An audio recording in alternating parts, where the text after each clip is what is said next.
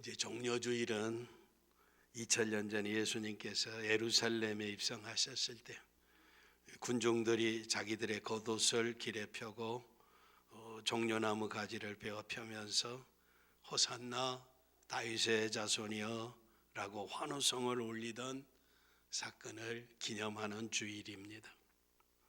고난주간은 이 종려주일에 시작해서 부활주일에 끝이 납니다. 종려나무는 그리스도의 승리와 사탄을 대적하는 상징물로서 축복의 나무가 되고 있습니다. 지금부터 2000년 전 AD 33년 6월절 준비로 바쁜 유대인들이 예루살렘에서 함께 모여 호산나, 호산나라라고 하는 것은 우리를 구원하소서라고 하는 이런 이야기입니다. 이 호산나를 외치며 구세주로 오신 메시아 예수를 영접하고 있습니다. 흥분한 사람들은 종려나무 가지를 꺾어서 흔듭니다.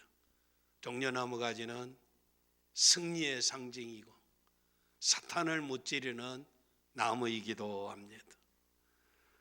겉옷을 피웠다라고 하는 것은 왕에 대한 자기의 예의를 표시하는 것, 내가 이렇게 존경하고 사랑하고 섬깁니다 라고 하는 표시이기였습니다. 예루살렘은 왕도입니다. 왕이 거하는 성읍이다라고 하는 것입니다. 그래서 왕으로 오셔서 인류를 구원하러 오시고 우리를 구원해 주셔서 소리치고 종려나무 가지를 들고 외치고 겉옷을 펴고 외치고 있습니다. 그런데 정작 주인공이신 메시아이신 그리스도는 초라하기 짝이 없었습니다. 나귀를 타셨다라고 하는 것입니다. 만백성을 구원하기 위해서 왕도로 입성하는 왕은 사륜마차가 끄는 백마를 타고 창과 칼을 휘두르며 보무도당당한 군사들과 함께 근엄한 호위병들 호위 속에서 출정해야 하는데 그런 마차도 왕관도 호위병도 따르는 군사도 보이지 아니했습니다. 그들 가운데서 주님은 며칠 후에 십자가에 못 박으라라고 소리칠 군중들을 보고 계셨습니다. 달갑지 않는 환영이고 모두가 자기 자신을 위한 충성이고 환영이었습니다. 로마의 압제에서 이스라엘 해방시키고 자기들이 이 세상에서 행복한 삶을 살기 위한 진정한 그리스도가 아닌 정치적인 그리스도, 정치적인 메시아를 환영하고 있는 모습입니다.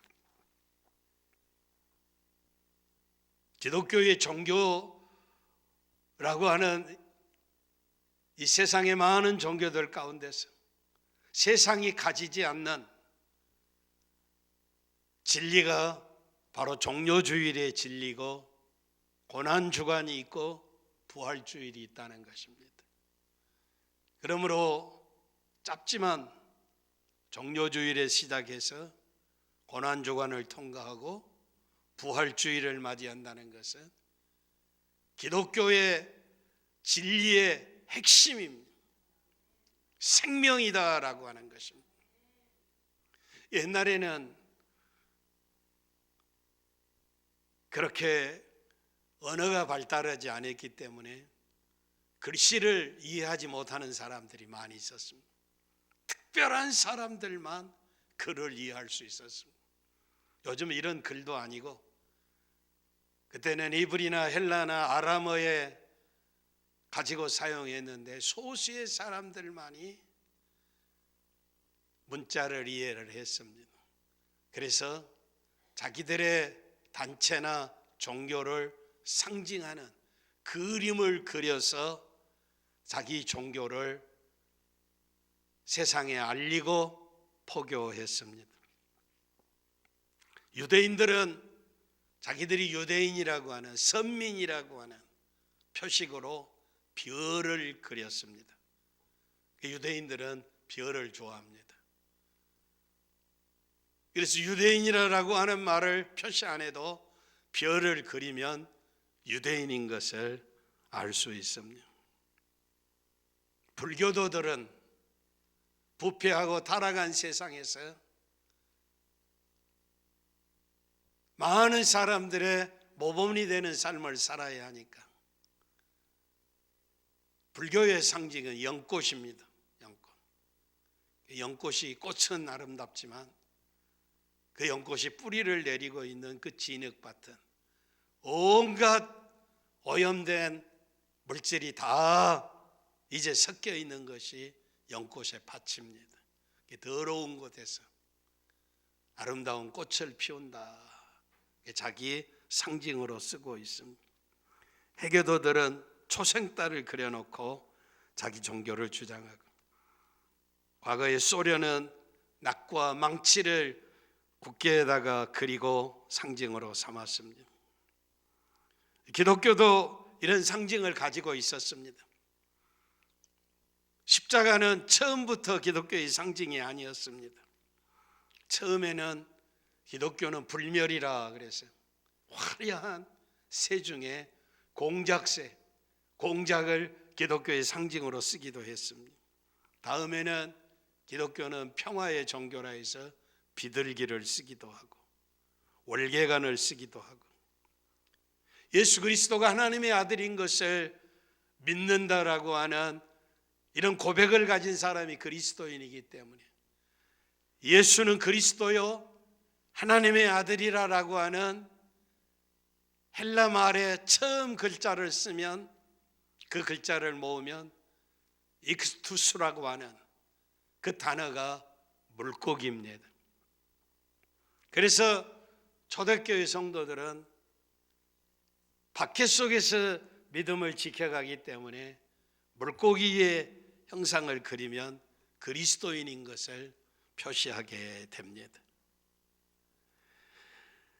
그리스도가 하나님의 아들이시고 구세주이신데, 그런데 이런 형상들은 오래 가지 못했습니다. 나중에는 노아의 방주, 양을 잡는 아브라함, 사자굴 속의 다니엘의 새 친구, 목자와 양과 같은 이런 형상을 그려서 기독교인이고 여기 하나님 앞에 예배하는 예배당이다라고 표시를 했습니다.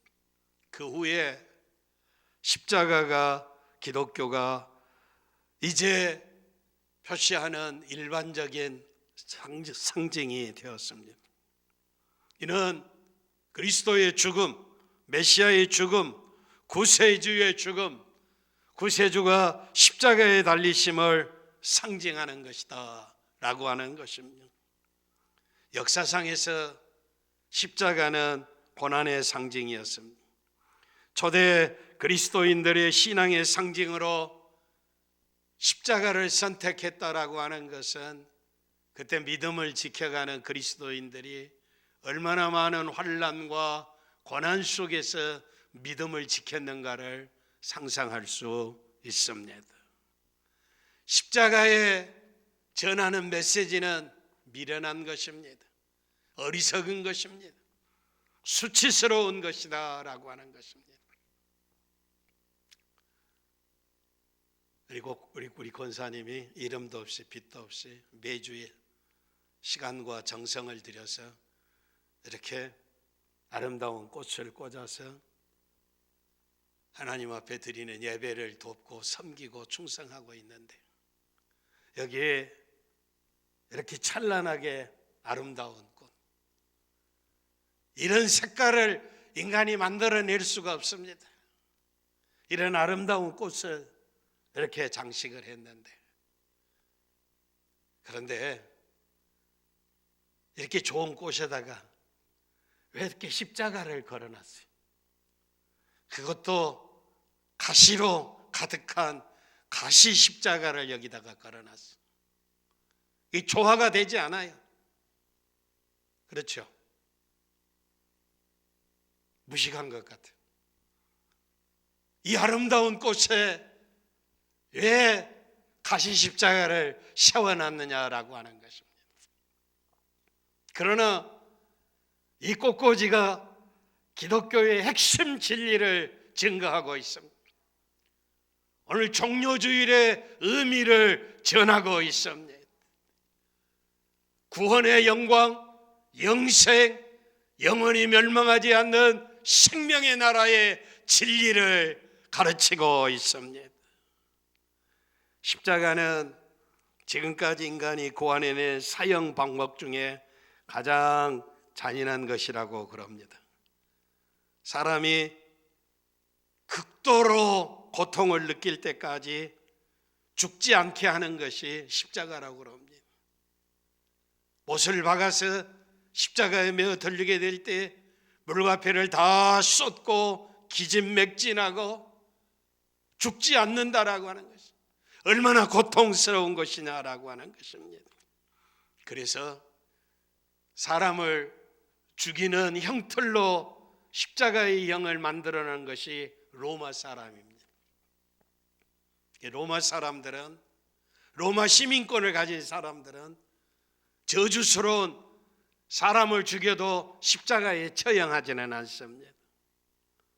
이방인들, 노예들, 살인자, 반란, 강도와 같은 사람 취급을 받지 못한 자들을 사형시키는 도구였다는 것입니다. 로마 사람만 사람이고 로마 사람이 아닌 사람은 사람도 아니다라고 하는 것입니다. 이게 저주스러운 형틀이라고 하는 것입니다. 그런데 예수님은 세상에 계실 때 세상을 구원하러 오셨지만 자기가 어떻게 죽을 것인가를 미리 말씀하셨습니다. 인자가 많은 고난을 받고 장로들과 대제사장들과 서기관들에게 버림받아 죽임을 당하고 사흘 만에 살아나야 할 것을 가르치셨습니다. 십자가를 지시고 죽으시고 고난당하신다는 때 예수님 제자의 대표격인 베드로가 주여 그리하지 마옵소서, 십자가의 길을 만류했을 때 주님이 단호하게 사탄아 물러가라 라고 하며 주님의 가시는 길을 사랑하고 그렇게 되지 말게 빌었던 베드로를 오히려 사탄이라고 심히 책망하고 계셨습니다. 인자에 온 것은 섬김을 받으려 함이 아니라 도리어 섬기려 하고 자기 목숨을 많은 사람의 대속물로 주려 함이니라. 베다니에서는 제가 힘을 다하여 내 몸에 향유를 부어 내 장사를 미리 준비하였느니라. 주님은 죽기 위해서 오셨고 주님의 죽음을 기념하고 향유를 부은 여인을 칭찬하고 계십니다. 복음이 전해지는 곳마다 이 향기로운 복음의 아름다운 사랑의 소식이 전해질 것이라고 칭찬하고 있습니다. 마지막 겟세마네 동산에서 기도할 때 지금 내 마음이 민망하니 무슨 말을 하리요? 아버지여, 나를 구원하여 이 때를 면하게 하여 주옵소서. 그러나 내가 이를 위하여 이 때에 왔나이다. 십자가에 죽기 위해서 세상에 오셨다라고 하는 것입니다. 그리스도는 유대인의 지도자들, 백성의 장로들, 대제사장, 서기관들에 의해서 죽임 당하실 것을 분명히 알고 계셨습니다. 그리고 구약의 선지자들이 이 진리를 예언했습니다. 그리스도가 이런 고난을 받고 자기 영광에 들어가야 할 것이 아니냐 하시고 이에 모세와 및 모든 선지자의 글로 시작하여 모든 성경에 쓴 바 자기에 관한 것을 자세히 설명하시니라라고 말씀하고 있습니다. 고난의 종으로 오신 것입니다. 십자가를 지시고 인류를 구원하신다라고 하는 것입니다. 주님이 세상에 오셔서 천국의 복음을 가르치셨습니다. 병든 자들을 치료하셨습니다. 가난한 자들의 이웃이 되셨습니다. 이런 일들을 위해서 능력을 행하셨습니다. 기적을 행하셨습니다. 이런 능력이나 이런 기적이 매우 중요합니다. 그러나 주님은 능력을 위해서, 기적을 베풀기 위해서 이 세상에 오신 것이 아니라 죽기 위해서 오셨다라고 하는 것입니다. 그리스도의 사명은 사는 것이 아니라 죽기 위해서 자기 생명을 죄인들을 위해서 주시기 위해서 오셨다라고 하는 것입니다. 그래서 성령에 충만한 사도들의 초대교회 설교의 중심이 십자가였습니다. 사도행전 2장 23절 이하에 베드로가 너희가 그를 죽였고 하나님은 그를 살리셨으니 우리는 그의 증인이라. 너희가 메시아를 죽였고 하나님은 살리셨고 우리가 그 증인이라라고 담대하게 외치고 있습니다. 사도 바울은 예수 그리스도와 그의 십자가에 못 박히신 것 외에는 알지 않기로 작정했다고 설교하고 있습니다. 갈라디아서 6장 14절 이하에 내게는 우리 주 예수 그리스도의 십자가 외에 결코 자랑할 것이 없으니 그리스도로 말미암아 세상에 나를 대하여 십자가에 못 박히고 내가 또한 세상에 대하여 그리하느니라. 베드로는 친히 나무에 달려 그 몸으로 우리의 죄를 담당하셨으니 이는 우리 죄로 죄에 대해서 죽고 의에 대해서 살게 하려 하심이라. 제가 채찍에 맞음으로 너희는 나음을 얻었나니라고 설교하고 있습니다. 사도 요한은 예수님을 어린 양이라고 표현하고 있어. 보라, 세상 죄를 지고 가는 하나님의 어린 양이로다. 요한계시록에는 예수님을 어린 양이로 표현하는 어린 양이 28번이나 사용해서 기록하고 있습니다. 천국에 간 성도들이 입고 있는 옷이 의의 흰 세마포 옷입니다. 의인들이 입는 옷입니다. 흰 옷입니다. 아주 가늘게 짠 천국 백성들의 합당한 옷을 입고 있습니다. 누가 이 옷을 입을 자격이 있습니까? 누가 천국에 가서 이 옷을 입고 있습니까? 사도 요한은 증거하기를 어린 양의 피에 희게 된 옷이라고 표현하고 있습니다. 이는 구원받은 천국 백성이 입은 의의 흰 옷은 어린 양의 피에 죄 씻음을 받은 자들이 천국에 있다라고 하는 것입니다. 십자가의 보배로운 피에 은혜를 받은 사람들이 천국에 들어가 있다는 것입니다. 십자가를 통해서 그들의 모든 죄가 다 사하여졌고 더러움에서 깨끗이 씻긴 것입니다. 그래서 역사의 최후의 승리는 십자가를 지신 어린 양의 승리입니다. 십자가를 지신 그리스도는 천국에서 찬양이 울려 퍼질 때 만주의 주요 만왕의 왕이시로 찬양을 받으십니다. 보좌의 네 생물들이 아멘으로 그 찬양에 화답하고 있고 24 장로들이 엎드려서 아멘으로 화답하며 어린 양에게 영광을 돌리고 있습니다. 십자가를 지신 그리스도가 구세주이십니다. 장차 오실 세상의 심판주이십니다. 그래서 그리스도인들은 십자가를 교회와 기독교의 표시와 상징으로 삼고 진리로 전하고 있습니다. 그리스도가 왜 죽으셨습니까? 인간적인, 정치적인, 육체적인 이유는 여러 가지가 있지요. 종교의 지도자들, 백성의 장로들, 서기관들, 그들이 안과 밖이 다른 행동을 하게 될 때 그들을 회칠한 무덤이라고 책망하고 준엄하게 그들을 꾸짖으셨습니다.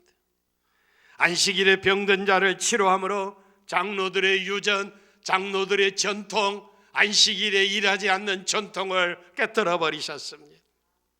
사람보다 인간의 도덕과 인간의 행사에 치중하고 사람보다 율법적인 일에 치중하는 바리새인들을 향하여 외식하는 자들이라고 책망하셨습니다. 소경이 소경을 인도하는 자들이라고 말씀하시고, 회칠한 무덤이라고, 밖으로는 번드러하고 미끄러운 말을 하지만 속에는 썩어 냄새나는 뼈다귀들이 가장한 위선자들이라고 책망하셨습니다. 그래서 백성의 장로들은 진리를 이야기하는 그리스도를 좋아할 수가 없었습니다.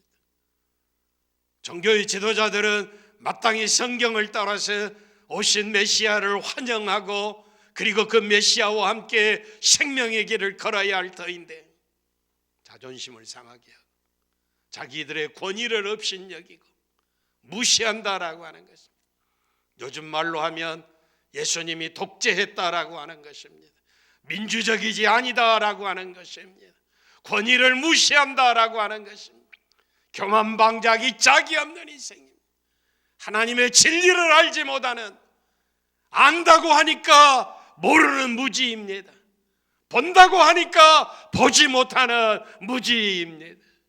그 무지를, 그 어리석음을, 그 교만함을, 그 탐욕을, 그 야욕을 지적하시니까 예수를 십자가에 처형했지만 이것은 하나님의 뜻이었습니다.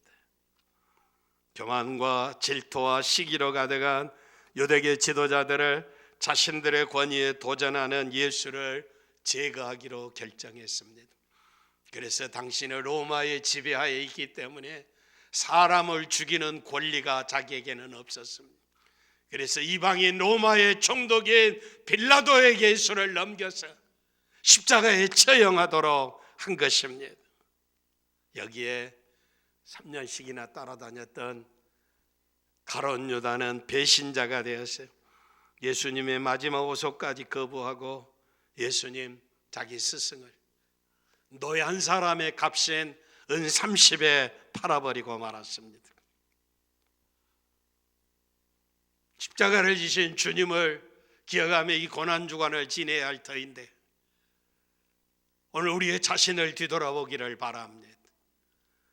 2000년 전에 대제사장이나 백성의 장로들이나 서기관들이나 관원들이나 예수를 십자가에 처형해버린 빌라도나 당시의 시대의 사람들, 십자가에 못 박으라고 아우성쳤던 수많은 군중들 속에서 오늘 저와 여러분을 발견하실 수 있기를 바랍니다. 그 교만하고 그 탐욕적이고 빌라도처럼 정치 권력을 유지하기 위해서 자기의 야욕과 야망 때문에 오늘 십자가에 주님을 다시 못 박는 저주스러운 일을 행하고 있지 않는가? 고난주간은 이 죄를 발견하는 것입니다. 십자가에 달린 예수를 감상적으로 얼마나 고통스러웠을 것인가 동정하는 절기가 아닙니다. 저 많은 인생에 어떻게 하나님을 동정할 수 있겠습니까? 애당초 그 어리석은 감상주의를 버리시기를 바랍니다. 주님이 왜 십자가 지셨습니까? 나의 교만 때문입니다. 나의 탐욕 때문입니다. 나의 무지 때문입니다. 나의 어리석음 때문입니다. 나의 신실하지 못함 때문에 십자가를 지신 것을 회개하시기를 바랍니다. 우리 속에 나를 집어넣지 않기를 바랍니다. 내가 회개할 죄인인 것을 자신을 하나님 앞에 내어놓으시기를 바랍니다. 철저하게 회개해야 할 것은 나입니다. 아직도 이 놀라운 진리를 망각하고 하나님의 거룩한 진리를 도적질하는 자들이 있습니다. 회개해야 할 자는 다른 사람이 아니라 나라라고 하는 것입니다. 철저하게 나를 보시기를 바랍니다. 지금도 자기가 높아지기를 소망하며 자기가 무엇인가를 할 수 있다고 하는, 자기가 지도자가 되어야 한다고 하는, 자기가 영광을 받아야 한다고 하는, 자기가 해야 한다고 하는 이런 장로들처럼, 이런 대제사장들처럼, 이런 서기관들처럼 행세해서는 아니 된다라고 하는 것입니다. 그것은 교회에 해를 끼치는 일입니다. 이런 저주스러운 일이 청산되어야 할 줄 믿습니다. 오늘 교회에서 주님을 제거하려고 하고 자기가 높아지려고 하고 음모를 꾸미고 계획을 세우고 배신하고 당을 짓고 그리스도를 또다시 십자가에 못 박는 일을 서슴지 않고 하는 이 반역적인 인간들을 보시기를 바랍니다. 우리가 그 무리 속에 들어서는 아니 될 줄 믿습니다.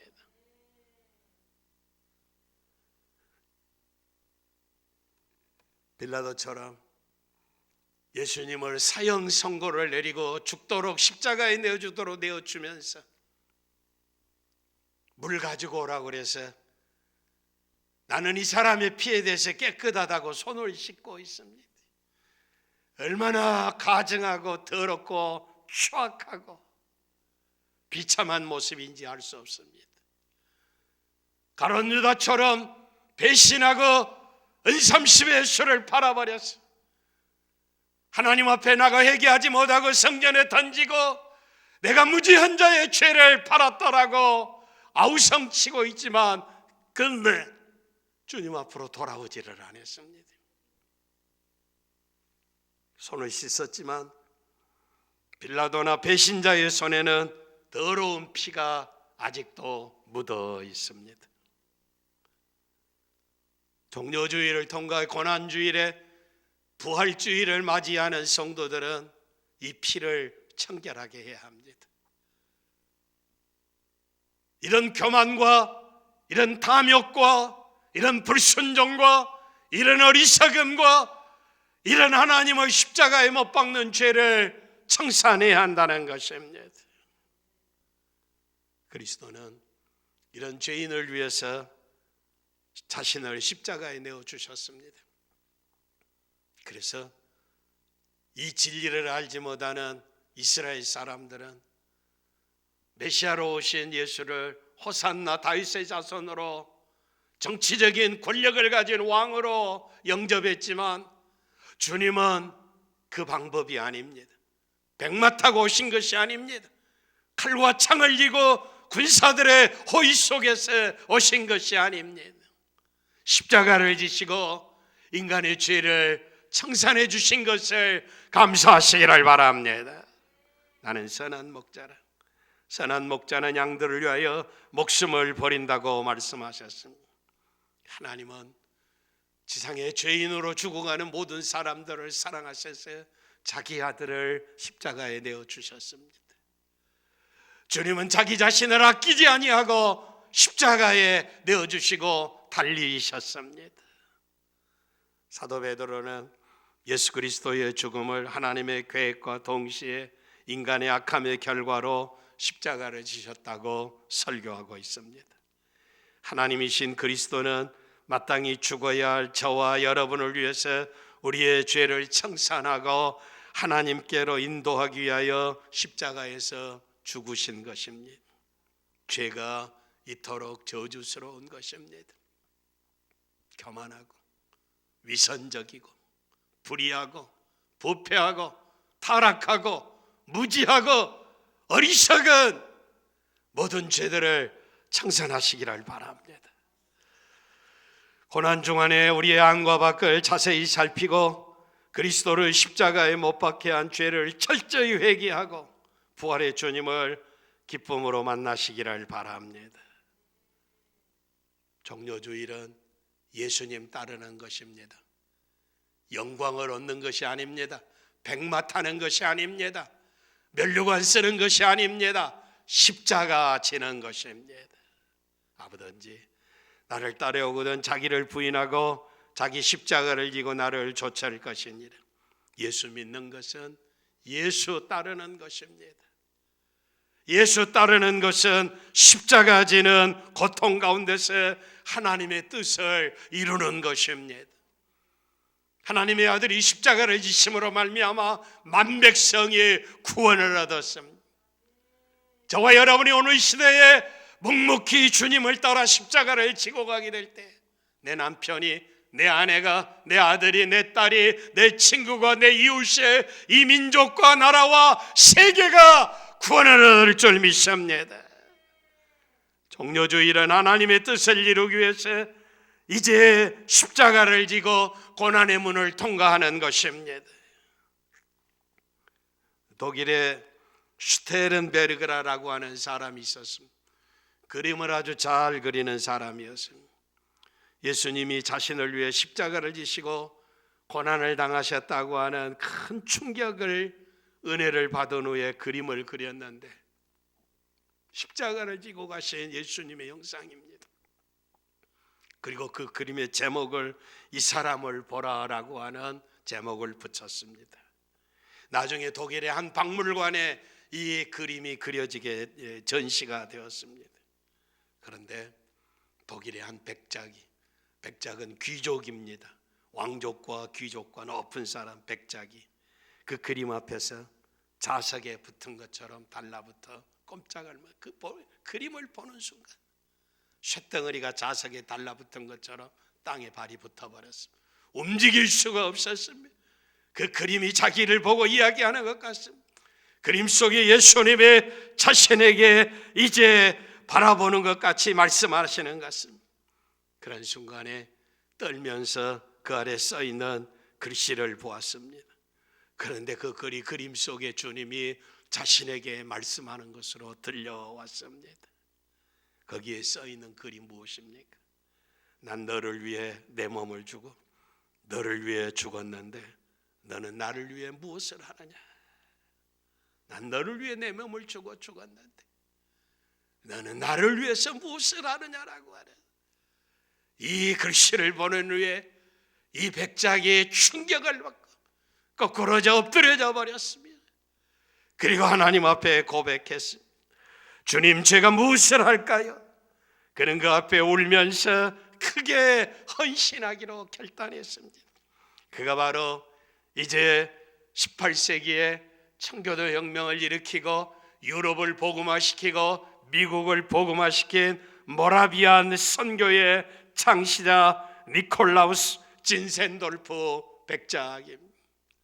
이 진센돌프 백작이 이제는 자기의 전 재산을 다 바쳐서 복음을 전하고 선교사를 훈련하고 전 세계에 파송했습니다. 그래서 그들이 파송한 선교사 위에서 그 유명한 존 엘리엇이나 데이비드 브레이너드 같은 훌륭한 믿음의 일꾼들이 세워지게 된 것입니다. 그들이 복음을 전하고 미국을 복음화시키기 위해서 대서양을 건너가게 될 때 우리는 자신을 위해서 살지 않는다. 우리는 자신을 위해서 살지 않는다. 대양을 건너가 복음을 전하며 역사를 이루게 될 때 이것이 바로 모라비안 교도들의 기치가 되었습니다. 우리는 우리를 위해서 살지 않는다. 죽임을 당한 어린 양이 그 고난의 상을 받으리라라고 말씀하고 있습니다.